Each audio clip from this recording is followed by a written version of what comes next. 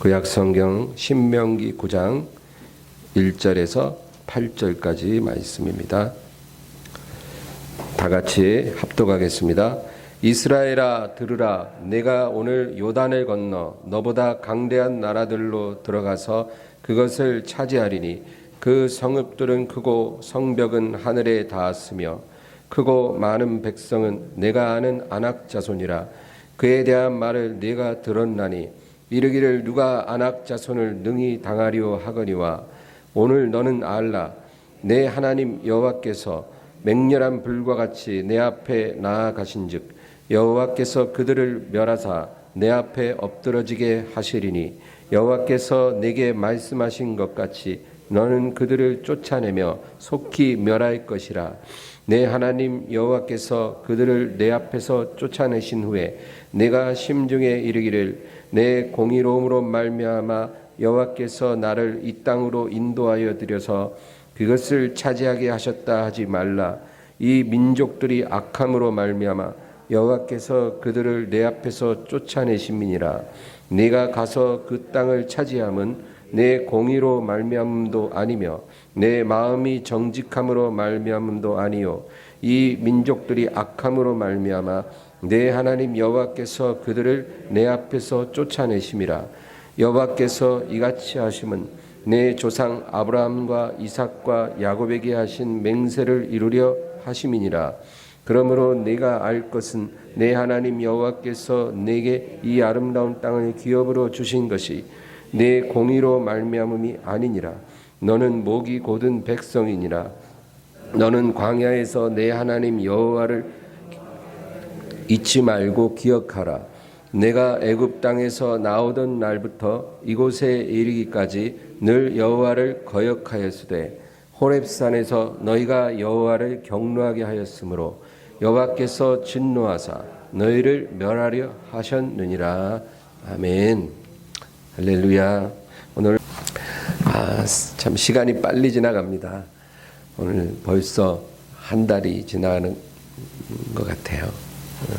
새해 시작한 게 엊그제인데 벌써 한 달. 이제 또 1년 금방 가겠죠. 그러다 보면 우리 주님 만날 시간이 다가오게 될 것입니다. 오늘 본문은 신명기라는 책인데 이 신명기라는 말은 거듭 내리는 명령의 책, 반복하는 명령의 책 그런 뜻이에요. 그래서 하나님께서 우리에게 반복해서 강조하지 않으면 안 되는 그런 내용이 기록되어 있다 그겁니다. 그래서 신명기가 참 중요합니다. 이 신명기가 기록된 시점은 이스라엘이 출애굽을 하고 40년 광야 생활을 하고 이제 요단 동편에 이르렀어요. 요단 동편에서 강을 건너면 가나안 땅입니다. 이제 가나안 땅에 진입해서 이제 전쟁을 해야 돼요. 하나님이 주신 약속을 성취하기 위해서는 믿음으로 전쟁을 해야 합니다. 그런데 그 전쟁을 치르기에 앞서서 반드시 기억해야 될 것을 다시 한번 강조하는 책이 바로 신명기라는 책이에요. 오늘 우리가 읽은 신명기 9장 4절과 5절 우리 다시 한번 읽어보겠습니다. 4절과 5절입니다. 내 하나님 여호와께서 그들을 내 앞에서 쫓아내신 후에 내가 심중에 이르기를 내 공의로움으로 말미암아 여호와께서 나를 이 땅으로 인도하여 들여서 그것을 차지하게 하셨다 하지 말라. 이 민족들이 악함으로 말미암아 여호와께서 그들을 내 앞에서 쫓아내심이니라. 내가 가서 그 땅을 차지함은 내 공의로 말미암음도 아니며 내 마음이 정직함으로 말미암음도 아니요 이 민족들이 악함으로 말미암아 내 하나님 여호와께서 그들을 내 앞에서 쫓아내심이라. 여호와께서 이같이 하심은 내 조상 아브라함과 이삭과 야곱에게 하신 맹세를 이루려 하심이니라. 아멘. 우리가 어떤 결과에 대해서 그 원인을 잘못 진단할 수가 있습니다. 우리에게 어떤 고난이 왔을 때 그 고난이 왜 왔을까? 우리가 뭔가 잘못해서 그 고난이 올 수도 있지만 꼭 그렇지 않을 수도 있다는 거예요. 하나님의 선한 계획 속에서 고난이 오기도 하는 것입니다. 고난이 온다고 꼭 뭔가를 회개해야 하거나 그런 건 아니에요. 왜 고난이 왔는지 우리가 진단을 잘해야 합니다. 여러분, 요셉은 보디발의 처가 요셉을 유혹했는데 그것을 거절했기 때문에 감옥에 갔거든요. 거절하지 않았으면 감옥 갈 일이 없는데 그 유혹을 이겼더니 그 결과가 감옥이었어요. 다니엘은 하루 3번 기도했는데 그 3번 기도한 믿음이 다니엘을 사자굴에 던져지게 했어요. 여러분, 우리가 어떤 고난을 당할 때 하나님의 계획 속에서 고난을 당하는 경우도 있다는 것입니다. 또 반대로 하나님의 진노 아래 있는 그 죄인들이 놀랍게 형통할 수가 있다는 거죠. 형통하게 된다고 해서 우리가 하나님 뜻대로 잘 살고 있다라는 증거는 안 됩니다. 죄인들도 형통할 수 있어요. 누가복음 12장에는 한 어리석은 부자가 나옵니다. 이 어리석은 부자가 그 밭에서 소출이 너무 많이 나오니까 그거를 쌓아둘 창고가 비좁아요. 그래서 이제 내가 창고를 헐고 더 큰 창고를 지어서 이 재산을 다 쌓아둬야 되겠다. 그렇게 속으로 말을 할 때 하나님이 뭐라고 하시냐면 어리석은 자여, 오늘 밤 내가 너의 영혼을 취하리. 너의 그 모든 재물이 너에게 무슨 소용이 있겠는가. 여러분, 이런 어리석은 부자도요, 그 소출을 쌓아둘 곳이 없다라는 거예요. 이 세상에는 그런 일들도 있습니다. 에스더에서 보면 아수에로 왕이 아각 사람 함무다다의 아들 하만을 지극히 높여 왕의 다음 자리에 세운다는 거죠. 그 악하고 교만한 하만을 왕이 뭐가 그렇게 이뻐 보였는지 왕 다음 자리에 세워서 존귀하게 했다는 거예요. 시편 37편 7절에 보면 여호와 앞에 잠잠하고 참고 기다리라. 자기 길이 형통하며 악한 꾀를 이루는 자 때문에 불평하지 말지어다. 그 길이 형통한 악인을 보고 불평하지 말라는 거예요. 저 악인은 왜 형통할까? 나는 그렇지 않은데. 그리고 불평하지 말라는 거죠. 시편 69편 22절에 그들의 밥상이 올무가 되게 하시고 그들의 평안이 덫이 되게 하소서. 그 악인들 앞에 차려진 풍성한 밥상이 올무가 되고 그들의 삶에 임한 평안이 덫이 되게 하소서. 결국 악인들에게 주어진 그 풍성한 축복과 평안이 올무가 되고 덫이 된다는 거죠. 시편 73편 12절에는 볼지어다 이들은 악인이라도 항상 평안하고 재물은 더욱 불어나도다. 악인인데 항상 평안하고 재물은 더 불어난다는, 이런 일들이 이 세상에 있다라는 거죠. 이상하게 여기지 말라는 거예요. 하루 3번 기도하고 사자굴에 던져지는 의인이 있고, 유혹을 뿌리쳤는데 감옥에 가는 의인이 있고, 반대로 하나님을 대적하고 교만하고 거짓된 삶을 사는데도 항상 평안하고 항상 형통하고 재물이 더 불어나서 쌓을 곳이 없어서 고민하는 그런 악인들도 있다라는 거예요. 하나님의 공의가 전혀 작동되지 않는 것처럼 보여지는 그러한 일들이 이 세상에 많이 일어난다는 거예요. 욥기도 그런 책임져. 욥은 흠이 없는 사람이에요. 그렇게 온전해서 하나님이 인정하는 사람인데 하루아침에 풍비박산이 나서 깨진 기왓장으로 자기 몸을 긁어야 그 가려움을 이길 수 있는, 그런 처지가 된다는 거예요. 반면에 패역한 입술과 가증한 행실로 하나님을 대적하는데 점점 형통하고 행복한 삶을 살아가고 있는 그런 모습을 보는 거예요. 이 모든 상황들은 하나의 과정이지 결론은 아니라는 겁니다. 그냥 과정이에요. 최종적인 결말이 아니라는 거예요. 여러분, 그 시나리오 작가들이 사용하는 용어 중에 플롯 트위스트라는 말이 있어요. 플롯을 줄거리예요. 그것을 트위스트라는 거예요. 꼬아버리는 거예요. 그러니까 요즘 말로 반전이에요. 이야기가 평범하게 흘러가면 재미가 없잖아요.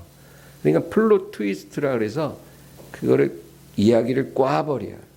반전을 자꾸 만들면 흥미진진한 스토리가 되는 거죠. 여러분, 하나님은 가장 위대하고 정의로운 연출가이시고 작가이십니다. 그래서 각 사람의 인생의 줄거리를 만드실 때 그런 플롯 트위스트가 일어나는 거예요. 그래서 악인이 탄탄대로를 걸어가다가 마지막 판에 반전이 일어나서 추락하고,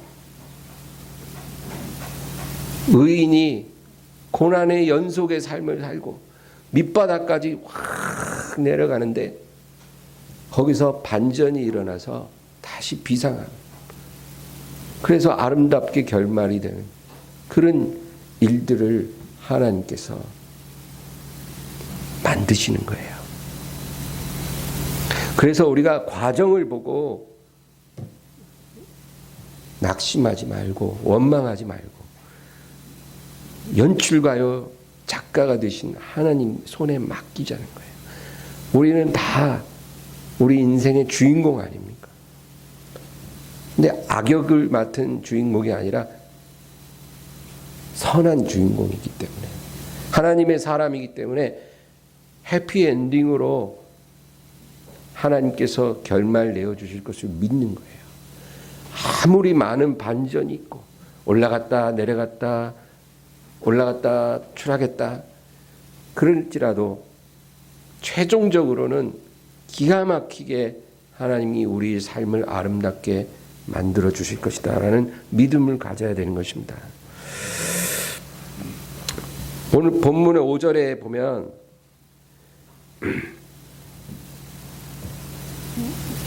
내가 가서 그 땅을 차지함은 내 공의로 말미암음도 아니고 내 마음이 정직함으로 말미암음도 아니요 이 민족들이 악함으로 말미암아 내 하나님 여호와께서 그들을 내 앞에서 쫓아내심이라. 여호와께서 이같이 하심은 내 조상 아브라함과 이삭과 야곱에게 하신 맹세를 이루려 하심이라. 이제 하나님이 너희를 가나안 땅에 이끌어서 너희로 그 땅을 차지하게 하실 것인데, 그렇게 하시는 이유가 두 가지 있다는 거예요. 너희에게 그 가나안 땅을 주시는 이유가 있다. 두 가지가 있다. 첫째는 너희의 공의로움이나 정직함 때문이 아니고 그 땅에 오래 뿌리 내리고 살던 그 거민들의 악함을 인하여 내가 그들을 몰아내고 너희를 그 땅에 심으려는 것이다. 그거예요. 여러분, 쓰레기통도 꽉 차면 비우잖아요. 그렇죠? 쓰레기통이 차면 반쯤 찰 때는 안 비워요. 꽉 차서 막 흘러 넘칠 정도 되면 그걸 비워버리잖아요. 땅도 악이 가득 차면 하나님 비워버려요. 그래서 그 땅에 사는 거민들의 악이 가득 찼기 때문에 그들을 다 비워버리고 내가 너희를 그 땅에 심는 것이다. 노아 시대 때도 그랬고 소돔성을 멸하실 때도 그러셨고 지금 가나안 땅을 너희에게 준 것도 그 가나안 거민들의 악이 가득 찼기 때문에 그들을 다 비워버리고 내가 그 땅에 너희를 심는 것이다. 그렇게 하나님이 말씀하세요.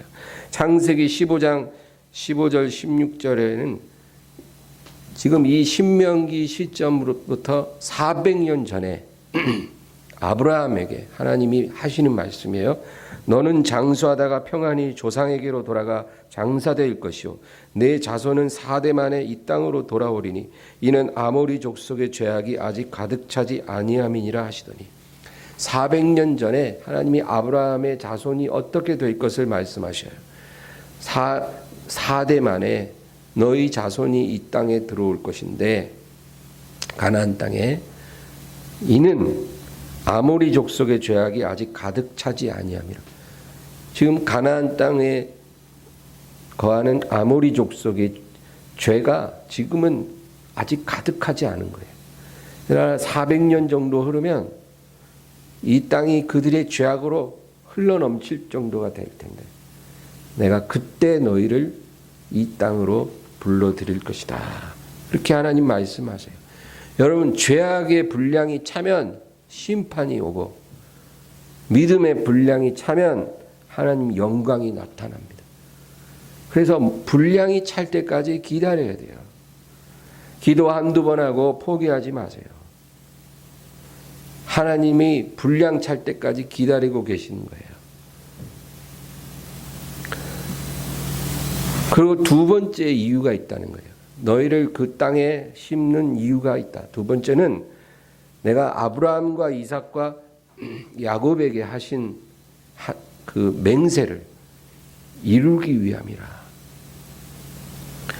아브라함과 이삭과 야곱에게 하나님이 약속을 하셨거든요. 뭐라고? 내가 너와 너의 자손에게 이 땅을 주리라. 너가 동서남북을 둘러보는 이 광활한 대지, 이 가나안 땅을 너의 자손에게 영원히 주리라. 아브라함에게 약속하시고 이삭에게 약속하시고 야곱에게 약속하셨거든요. 이렇게 3대에 걸쳐 약속하셨다. 그거 참 중요한 거예요. 한 번도 아니고 3대에 걸쳐서 하나님이 약속한 것은 영원한 약속이에요. 그렇기 때문에 그 약속을, 맹세를 이루기 위해 내가 너희를 이 땅에 이끌어 드리는 것이라는 거예요. 너희가 뭐 잘해서가 아니라, 너희가 내 앞에 의로워서가 아니에요. 내가 너희 조상 아브라함, 이삭, 야곱에게 맹세했기 때문에 그것을 이루기 위해 이와 같이 한다. 여러분, 이 두 번째 이유가 진짜 중요한 거예요. 이 영적인 의미가 있는 거예요. 우리가 하나님의 약속을 받는 것이 중요합니다. 하나님의 약속을 받으면 그 약속은 반드시 이루어져요. 그래서 우리가 하나님을 믿으면 하나님이 우리의 믿음대로 약속을 주시는 거예요. 물론 믿고 바로 어떤 응답을 받기도 하지만 진짜 큰 축복은 하나님이 약속을 먼저 주시고 그 약속이 성취될 때까지 하나님을 신뢰하라는 거예요. 그리고 그 약속대로 하나님이 우리에게 복을 주시는 거예요. 부모가 하나님을 경외하면 하나님이 그 자녀에 대한 약속을 주십니다. 평생 하나님 경외하면 그 자녀에 대해서 하나님이 약속을 주세요. 잠언서 14장 26절에 여호와를 경외하는 자에게는 견고한 의뢰가 있나니 그 자녀들에게 피난처가 있으리라. 그 자녀들의 피난처가 되어 주시겠다는 거예요, 하나님이. 부모가 경외했는데 그 자녀들의 피난처가 되어 주리라. 여러분, 우리가 지금 이렇게 하나님 자녀로서 구원받고 그리고 영원한 생명을 약속받고 그리고 장차 주님의 나라에 들어가서 그 유업을 다 받기로 예약되어 있는 사람입니다. 그런데 우리가 그런 축복을 받은 이유가요, 우리의 어떤 의로움 때문에, 우리의 정직함 때문에 하나님이 그렇게 해주신 게 아니고 하나님이 그렇게 하기로 맹세하셨기 때문에 그렇게 해주신 거예요. 그 누구한테 맹세하셨냐면 예수님 앞에 맹세하신 거예요. 예수님 앞에 맹세한 것을 이루기 위해 우리를 천국으로 이끌어 주시는 거예요. 우리가 나중에 천국 가면 내가 평생 하나님을 순종하고 기쁘시게 해서 그 자리에 온 게 아니라 예수님께 해주신 맹세 때문에 우리가 그곳에 있다라는 것을 알게 되는 거예요.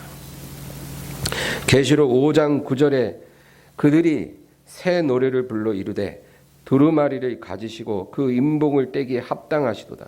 일찍이 죽임을 당하사 각 족속과 방언과 백성과 나라 가운데서 사람들을 피로 사서 하나님께 드리시고, 그런 말씀이 있어요. 예수님이 어떻게 하셨냐면 사람들을 피로 사서 하나님께 드리셨다는 거예요. 십자가에서 예수님이 흘려주신 그 피로써 우리를 사신 거예요. 그 피값으로 우리를 사신 거예요. 우리를 속량하고, 그리고 하나님 앞에 우리를 드리신 거예요. 그러면서 예수님이 뭐라 그러냐면, 하나님, 이 영혼들은 내 피값으로 산 영혼들이니 제게 주시옵소서. 이들이 비록 연약하고 죄악으로 가득한 사람일지라도 그들의 행위를 보지 마시고 제가 제 피값으로 그들을 샀기 때문에 그들을 무죄한 자로 여기시고 저에게 주시옵소서. 그러니까 하나님이 예수님께 맹세하신 거예요. 너가 너의 피값으로 저들을 샀으니 비록 저들이 온전치 않은 자들일지라도 내가 저들을 무죄한 자로 여기고 영원히 너의 소유로 주리라. 너의 신부로 주리라. 하나님이 그렇게 예수님께 맹세를 하셨다는 거예요.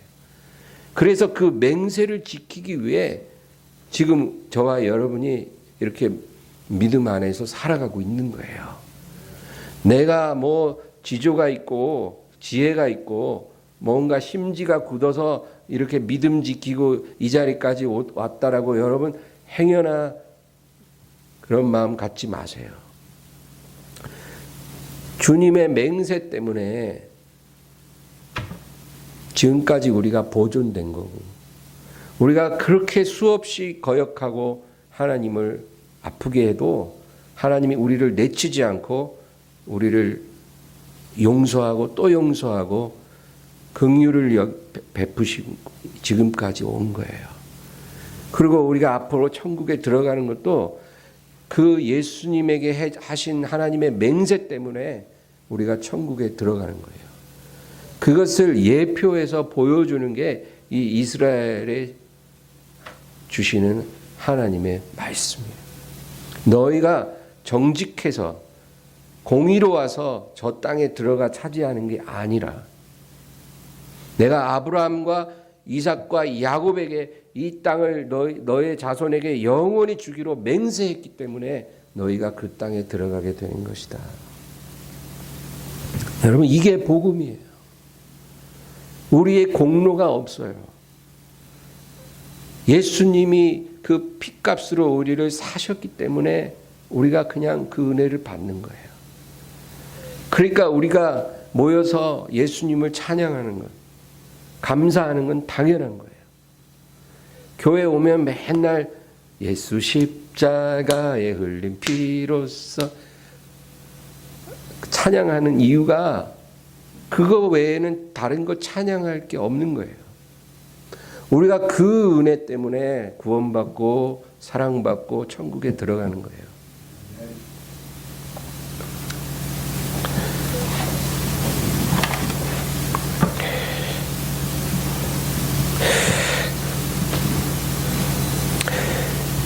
우리가 어떤 존재인가를 오늘 본문 6절에서 8절 이 말씀해 줍니다. 6절부터 8절까지 우리 다 같이 읽어볼까요? 그러므로 내가 알 것은 내 하나님 여호와께서 내게 이 아름다운 땅을 기업으로 주신 것이 내 공의로 말미암음이 아니니라. 너는 목이 곧은 백성이니라. 너는 광야에서 내 하나님 여호와를 경노하게 하던 일을 잊지 말고 기억하라. 내가 애굽 땅에서 나오던 날부터 이곳에 이르기까지 늘 여호와를 거역하였으되 호렙산에서 너희가 여호와를 경노하게 하였으므로 여호와께서 진노하사 너희를 멸하려 하셨느니라. 너는 목이 곧은 백성이니라. 순종을 알지 못하는 자라는 거예요. 잠언서 29장 19절에 종은 말로만 하면 고치지 아니하나니 이는 그가 알고도 따르지 아니함이니라. 여러분, 노예들의 특징이 뭐냐면 채찍질을 하면 말을 잘 듣는데 말로만 하면 말을 안 듣는다는 거예요. 그게 노예들의 특징이에요. 맞으면 말을 듣는데 말로 하면 안 들어. 그래서 이스라엘 백성이 꼭 그랬어요. 애굽에서 있을 때 애굽 사람들이 막 채찍질을 하면서 일을 시켜요. 하루에 벽돌 10장씩 구워라. 그리고 채찍을 탁 때리니까 10장 딱딱 구워요. 그런데 어느 날 바로가 명령을 해서 갑절로 일량을 늘려라. 하루에 20장씩 벽돌을 구워라 하고 또 채찍을 탁 때리니까 못한다 하면서도 또 20장 만들어요. 그런데 그렇게 말 잘 듣던 이스라엘 사람들이 이제 모세의 인도로 광야로 나왔거든요. 그거는 이제 예수님을 믿고 우리가 믿음의 여정을 출발한 걸 상징해요. 그 하나님은 우리를 그렇게 막 채찍으로 다스리는 하나님이 아니거든요. 하나님은 말씀하시는 하나님이에요. 말씀으로 모세를 통해서 하시는데 안 들어. 채찍 맞을 때는 잘 듣다가 말씀하실 때는 말을 잘 안 듣는 거예요. 모세가 뭔 말하면 반발하고 원망하고 그런다는 거예요. 너희는 목이 곧은 백성이니라. 말로써 순종을 배우지 못하는 거예요. 너희가 애굽 땅에서 나오던 날부터 이곳에 이르기까지 늘 여호와를 거역하였다. 애굽에서 나오서부터 지금까지 40년 동안 요단강 건너기 직전에 지금까지 늘 여호와를 거역하였노라. 이거는 우리의 일생을 의미하는 거예요. 출애굽이라는 건 구원받은 걸 상징해요. 요단강 건너기 직전이라는 것은 천국 들어가기 직전이라는 거예요. 그 광야 40년은 주님과 동행하고 그 말씀에 순종하며 따라가는 우리의 일생을 의미하는데 여기서 뭐라 그래요? 너희가 애굽 땅에서 나오던 날부터 이곳에 이르기까지 늘 여호와를 거역하였다. 늘 거역하였다. 여러분, 우리가 만약에 그런 존재라고 그러면 아마 억울하다고 느끼실 수도 있어요. 하나님 좀 심하시네. 그 정도는 아니지. 그래도 우리가 평생 교회를 열심히 다니고 믿음 생활 그래도 나름 열심히 했는데 어떻게 그렇게 늘 거역하였다라고 하신다면 그거는 좀 지나치시지 않습니까? 여러분, 내가 나를 평가하는 건 중요한 게 아니에요. 내가 나를 어떻게 보느냐, 사람이 나를 어떻게 보느냐, 그건 의미 없어요. 하나님이 평가하시는 게 중요해요. 하나님이 내 일생을 어떻게 평가하시느냐가 내 일생을 말해주는 거예요. 나는 내 나름 최선을 다해서 어떻게 했는지 몰라도 하나님이 나에게 너의 일생 동안 나를 거역하며 지금까지 왔다. 그러면 우리 할 말 없는 거예요. 요금 5장 41절 42절을 읽겠습니다. 나는 사람에게서 영광을 취하지 아니하노라. 다만 하나님을 사랑하는 것이 너희 속에 없음을 알았도다.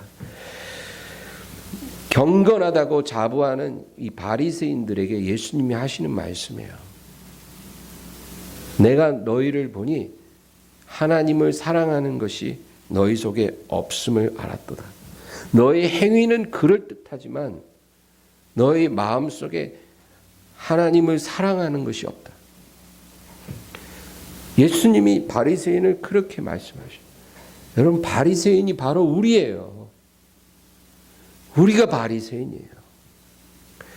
평생 교회 다닌다 그러고 하나님 섬긴다고 하지만 하나님을 사랑하는 마음이 없어요. 하나님을 정말 사랑하면 지금 나의 삶은 완전히 다른 모습이었을 거예요. 주님이 그렇게 말씀하시는 거예요. 그런데도 불구하고 하나님께서 우리와 맺은 약속을 파기할 수가 없는 이유는 바로 예수님이 하나님 앞에 맹세를 받았기 때문이에요. 내 이름을 의지하는 자, 내 이름을 부르는 자는 아버지여 내게 주시옵소서. 그들이 아무리 죄악으로 연약해졌을지라도 더러워졌을지라도 내 이름을 의지하는 자는 아버지여 내게 주시옵소서. 내가 저들을 피로 샀나이다. 아버지가 내가 너의 말대로 맹세하노라. 그렇게 했기 때문에 우리를 버리실 수가 없는 거예요. 버리고 싶어도 열받아서 버리고 싶은데 못 버려요.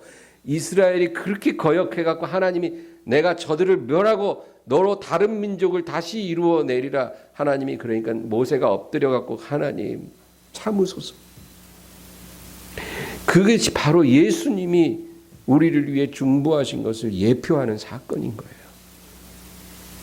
그래서 그 맹세 때문에 우리를 못 버려요.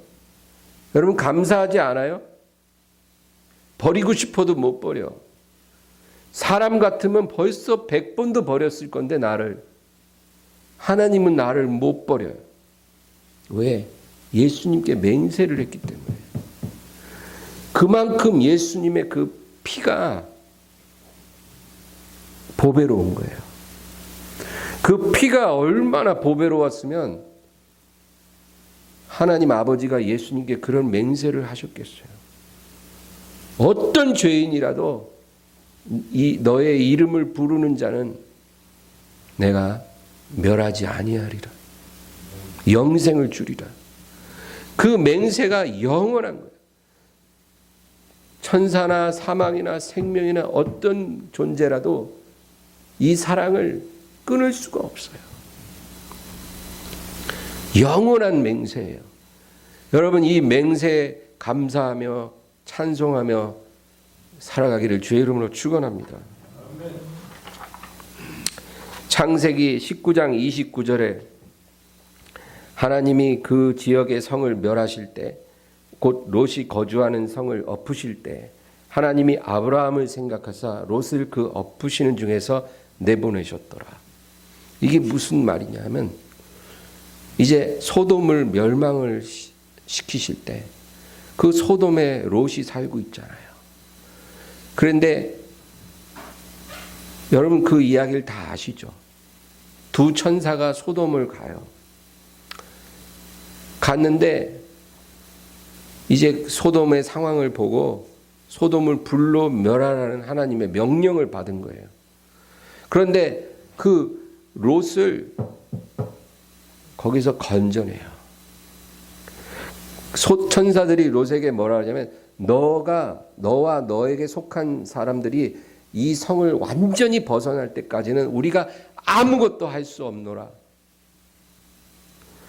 이제 막 심판을 때려야 되는데 너와 너에게 속한 자가 여기 있는 동안에 아무것도 할 수 없다. 그러므로 빨리 떠나라. 근데 롯이 자꾸 머뭇거려요. 내 몸도 약하고요. 다리도 아프고요. 허리도 아프고요. 빨리 못 가요. 그러니까 천사가 아예 롯과 그 두 딸과 아내를 바깥으로 그냥 옮겨버려요. 여러분 근데 우리가 그걸 읽을 때 그 롯이 의로운 사람이라 하나님이 살려줬나 보다. 천만에요. 성경에 뭐라 그래요? 롯이 거주하는 성을 엎으실 때 하나님이 아브라함을 생각하사 롯을 그 엎으시는 중에서 내보내셨더라. 아브라함 때문에 롯을 살린 거예요. 만약에 아브라함이 없었으면 롯은 그냥 그 소돔 사람에게 그냥 휩쓸려서 죽는 거예요. 근데 아브라함 때문에 롯을 살렸다. 아브라함과 하나님이 언약을 맺었거든요. 뭐라고 언약을 맺었냐면 너를 축복하는 자를 축복하고 너를 저주하는 자를 저주하고 너에게 속한 자들이 복을 받으리라. 아브라함에게 영원한 맹세를 해주셨거든요. 그런데 지금 소돔성에 누가 살아요? 아브라함의 조카가 살아요. 아브라함이 사랑하는 조카가 거기 있어요. 그러니까 아브라함하고 세운 맹세 때문에 그 조카와 거기 속한 가족을 거기서 빼내기 전에는 소돔에 멸할 수가 없는 거예요. 그래서 거기서 건져냈어요. 여러분, 이게 복음이에요. 우리가 예수님 때문에 산다니까요. 죽을 죄를 지어도 예수님 때문에 깨끗함 받고 예수님 때문에 회복되는 거예요. 뭐 내가 좀 다른 사람보다 정직해서 그런 게 아니라는 거예요. 우리는 목이 곧은 백성이에요. 처음에 구원받은 날부터 지금까지 시종일관 나 중심이지 하나님 관심 없어. 하나님을 섬기고 기도하는 것도 다 내가 복받고 잘 살라고 순전히 내가 중심이고 하나님을 사랑하는 마음은 없어요. 우리가 그렇게 신앙생활을 하는데도 하나님이 우리를 못 버리는 게 예수님과 맹세했거든요. 계약을 맺었거든요.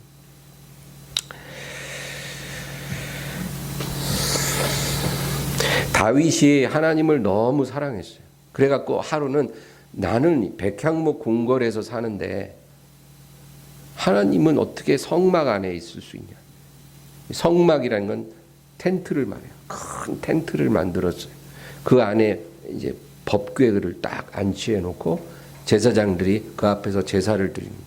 근데 하나님의 종인 다윗은 왕이라고 백향목 궁궐을 딱 지어놓고 사는데 아니 하나님의 법궤는 천막 안에도 안치하는 게 말이 안 돼.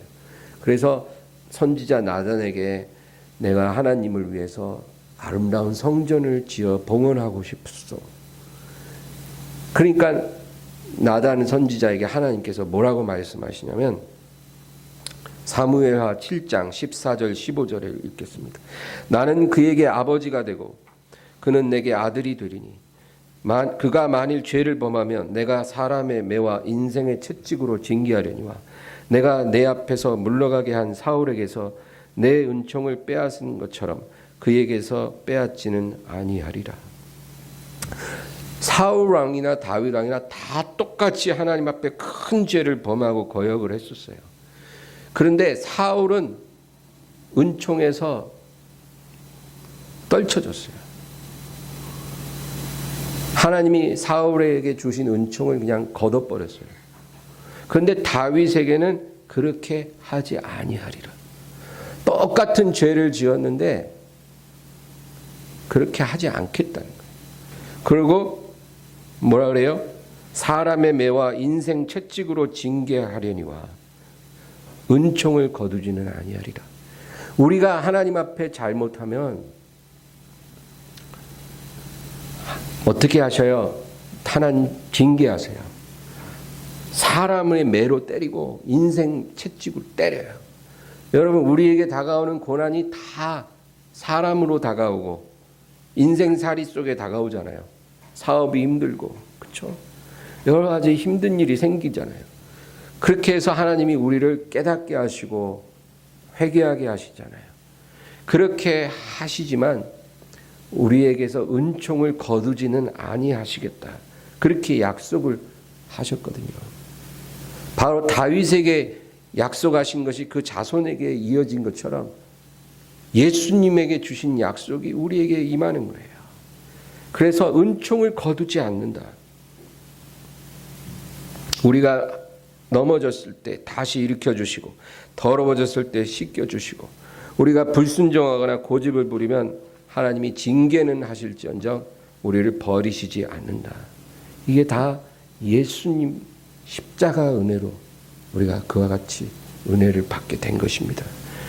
여러분, 오늘 이 은혜를 다시 한번 생각하면서 정말 하나님이 우리에게 주신 이 긍휼의 약속이 얼마나 큰 약속인가를 깨닫고 감사하기를 바랍니다. 이런 거 깨달아야 감사가 진짜 나오는 거예요. 이런 거 못 깨달으면 그냥 하나님 우리 아들 대학 가게 해주셔서 감사해요. 아버지 지난달보다 이번 달 매상이 좀 더 올라서 감사해요. 아버지 허리가 아팠는데 지금은 조금 안 아파졌네요. 감사해요. 물론 감사할 수 있지만 우리의 감사가 이런 차원에만 머물면 안 된다는 거예요. 정말로 말씀을 통해서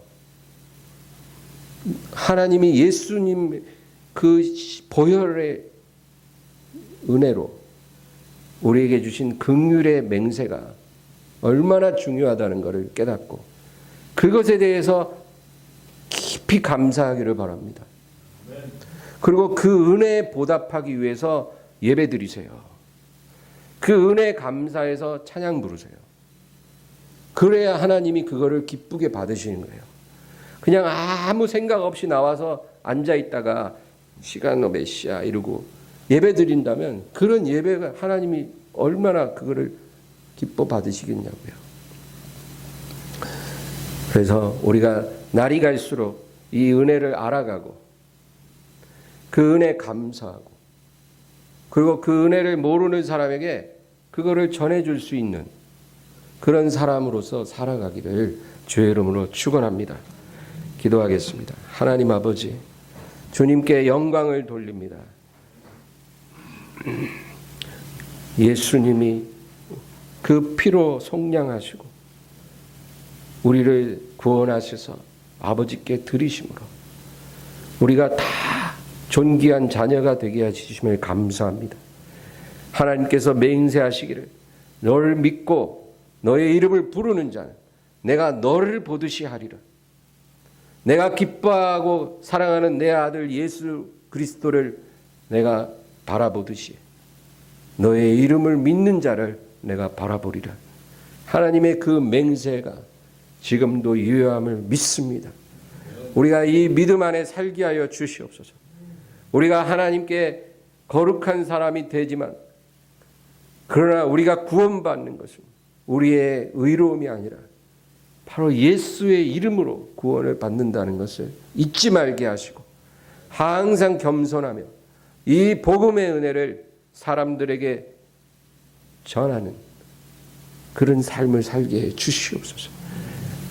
남보다 더 좋은 집에 살고 더 좋은 자동차를 타고 좋은 옷을 입는 것으로 자랑하지 말고 내 안에 계시며 나에게 영원한 생명을 주신 예수님의 그 은혜를 자랑하는 저희들이 되게 하여 주시옵소서.